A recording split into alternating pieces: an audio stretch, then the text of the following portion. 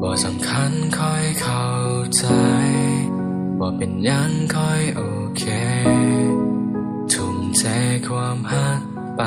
เท่าใดบ่เคยได้กลับมาได้หับแต่ความเสียใจกับน้ำตาที่เล่นไหลก็หูว่าเจ้าบ่ฮักแล้วค่อยจะฮักเจ้าเพื่อยังค่อยก็บ่เข้าใจความรู้สึกแบบนี้ทั้งที่ตัวเจ้าก็ชัดเจนอยู่แล้วว่าบ่ได้เลือกคอยคนนี้ตั้งโดนค่อยควรจะจำใจบ่มีเหตุผลที่จะอยู่มันคือเหตุผลที่ควรไปในเมื่อความฮักมันบ่ดีจะให้หุ่นอยู่ได้จังใดมีแต่ผิดหวังอยู่คนเดียวซ้ำๆหุบข้างหลายเกินไปคงทนบ่ไหวละมันเจ็บซ้ำจนเกินพอมันเจ็บซ้ำมันเจ็บอยู่หัวใจคือเธอคนทำหายจนเสือกหายใจเกือบบ่ได้แต่คอยต้องหาความจริงนี้ให้ได้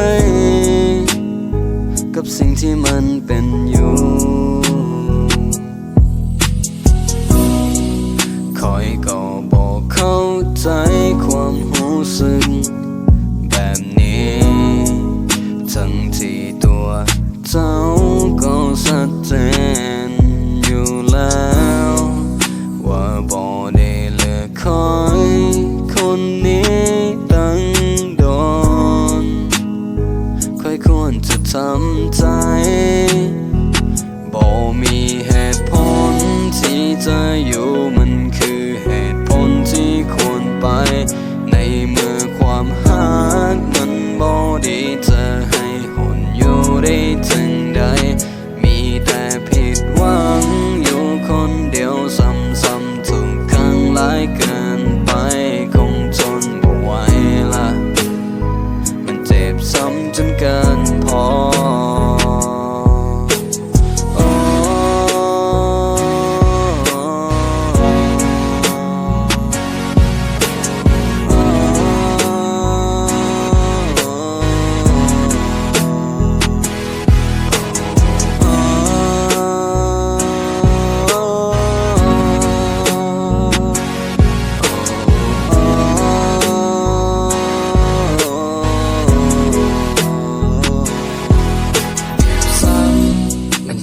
ซ้ำอยู่ในใจเจ้าก็หูดีเวลาอกหักเป็นแบบใดมันก็วนก็วายคิดว่าอยู่กับตัวมันรู้สึกแต่ความเสียใจอย่างว่างยังในความคิดมันคิดแต่เรื่องเก่าๆทั้งเรื่องที่มีความสุขและเรื่องเศร้าต้องหาความทุกข์นี้ไว้คนเดียวจนกว่าตัวเฮาเองจะหลุดพ้นไป